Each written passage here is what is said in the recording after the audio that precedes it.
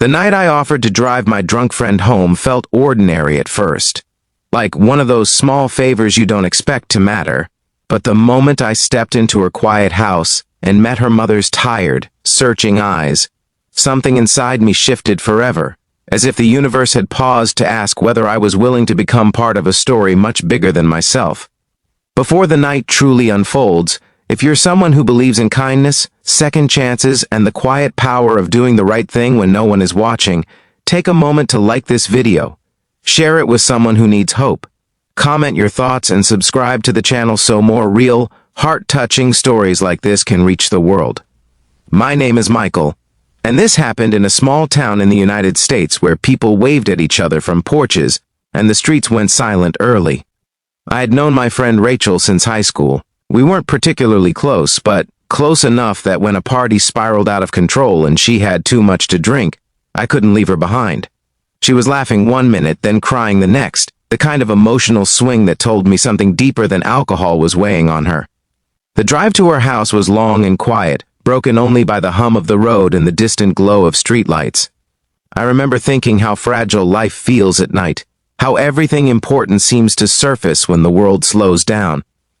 When we reached her home, a modest wooden house surrounded by old trees, the porch light flicked on as if someone had been waiting.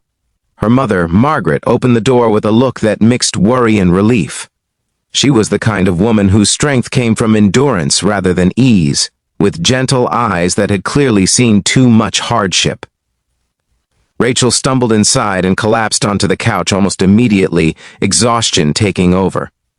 I stood awkwardly near the door, ready to leave, but Margaret's expression stopped me. She looked at me not as a stranger, but as someone who had brought her child home safely, and in that look was a quiet invitation to stay, not out of obligation, but out of trust. I agreed to stay over, telling myself it was just for the night.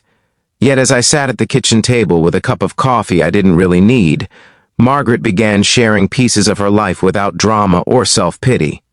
She spoke about raising Rachel alone after her husband passed away years earlier, about working double shifts, about the nights she stayed awake listening for the front door, praying her daughter would come home safe. Her words weren't spoken as dialogue in my memory. They were more like a steady river of truth that washed over me, making me realize how little we often know about the burdens others carry. That night, sleeping on the couch while Rachel rested in her room, I felt an unfamiliar sense of responsibility. I wasn't related to these people, yet somehow I felt connected to them. In the early hours of the morning, I woke to the sound of quiet movement and saw Margaret sitting at the kitchen table, hands folded, eyes closed, whispering prayers. It struck me then that love often looks like persistence, like showing up day after day even when you're tired and scared. The following weeks changed me in subtle but powerful ways. I began checking in on Rachel more often, not as a rescuer, but as a friend who listened. She started opening up about the pressure she felt, the loneliness that crept in after her father's death, the expectations she never felt she could meet. I realized how easy it is to judge someone's mistakes without understanding the pain beneath them. At the same time, Margaret would occasionally invite me over for dinner, always thanking me again for that night as if it were something extraordinary, even though to me it had felt like the bare minimum of being human. Life didn't magically become perfect for any of us. Rachel still struggled, and there were days when she slipped back into old habits. Margaret still worried, still prayed, still carried the quiet fear every parent knows. And I faced my own challenges, questioning my purpose, wondering if my life was meant to be more than routine and self-interest. But something had shifted inside me. I started volunteering at a local community center, offering rides home, helping with small tasks, realizing that sometimes the smallest acts of kindness ripple outward in ways we can't see. One evening, months later, Rachel invited me to attend a small church service with her and her mother. It wasn't the building or the music that moved me, it was the feeling of belonging, of being part of something rooted in compassion and forgiveness. I watched Margaret sit beside her daughter, hands intertwined, and I understood that healing isn't a dramatic moment, but a series of quiet decisions to keep loving, to keep believing, to keep showing up. As time passed, Rachel began to change. She found steady work, started attending counseling, and slowly rebuilt her confidence. She laughed differently now, not as a mask, but as a reflection of genuine hope.